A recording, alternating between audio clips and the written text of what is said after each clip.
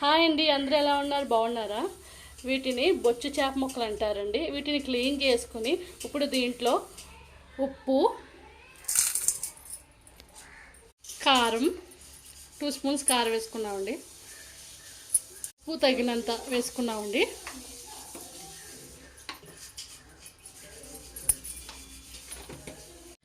ఉల్లిపాయలు, అల్లం, వెల్లుల్లిపాయ ఇప్పుడు మిక్సీలో వేసుకుని పేస్ట్ చేసుకుంటున్నాను. ఆనియన్స్, అల్లం,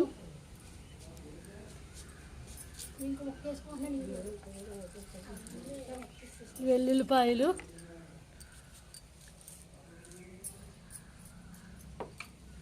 ధనియా జీలకర్ర పౌడర్ కూడా యాడ్ చేస్తున్నానండి. ఇవి పేస్ట్ చేసుకుందాం. ఇప్పుడు ఉల్లిపాయ ముద్దలు ఇలా పేస్ట్ చేసుకున్నానండి. స్టవ్ మీద బాండీ పెట్టి ఆయిల్ వేసుకున్నానండి. ఇప్పుడు ఉల్లిపాయ మిక్సర్ పేస్ట్ వేస్తున్నాను.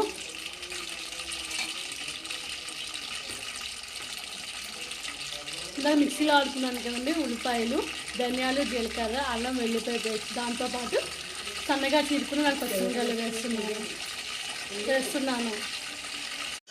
ఇప్పుడు కలుపుకుంటున్నామండి.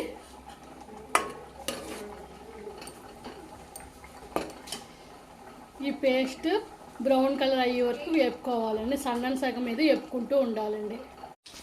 ఈ ఉల్లిపాయ పేస్ట్ని సిమ్లో కలుపుకుంటూ ఉండాలండి. కలుపుకోకపోతే అడిగంటేస్తుంది. ఓకేనండి. ఉప్పు, కారం, పసుపు, ధనియాల జీలకర్ర పొడి వేసిన చేప ముక్కలు, బొచ్చు చేప ముక్కలు ఇప్పుడు ఈ మిశ్రమంలో వేసుకున్నామండి. బ్యాక్గ్రౌండ్ నాయిస్ వస్తుందని ఏమనుకోకండి.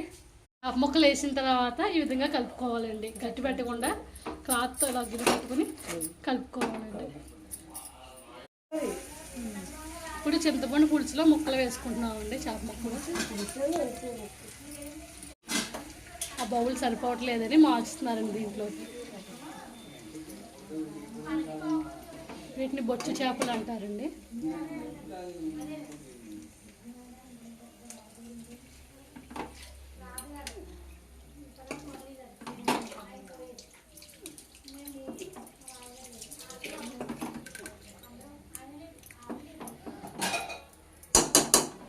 దీంట్లో చింతపండు పులుసు వేసుకున్నాం కదండి. ఈ పులుసు దగ్గరగా మరిగే వరకు ఉంచుకోవాలండి. కొంచెం చిక్కగా పడే వరకు ఉంచుకోవాలండి. ఇప్పుడు మరుగుతున్న చేపల పులుసులో వంకాయ ముక్కలు యాడ్ చేసుకున్నామండి. అసలు వంకాయలు ఎందుకు యాడ్ చేస్తారంటే పులుపుని తగ్గిస్తుంది. పులుసులో పులుపు ఎక్కువ వస్తే వంకాయలు యాడ్ చేస్తే పులుపు తగ్గుతుందండి. ఇది చిన్న చిట్కా మాత్రమే అండి. ఫైనల్గా ఇలా మరుగుతున్నప్పుడు కొత్తిమీర వేసుకోవాలండి.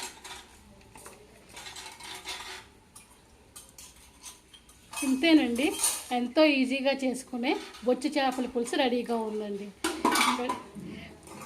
మీకు కనుక ఈ చిన్న వీడియో నచ్చినట్టయితే please like, share, subscribe my channel Ramesh Manju's food. Thank you all. Bye bye. ఈరోజు మా వారికి ఎంతో ఇష్టమైన బొచ్చు చేపల కర్రీ వండానండి. అది ఏ విధంగా వండాలో వీడియోలోకి వెళ్ళిపోదాం పదండి. ఓకేనా? రండి రండి రండి.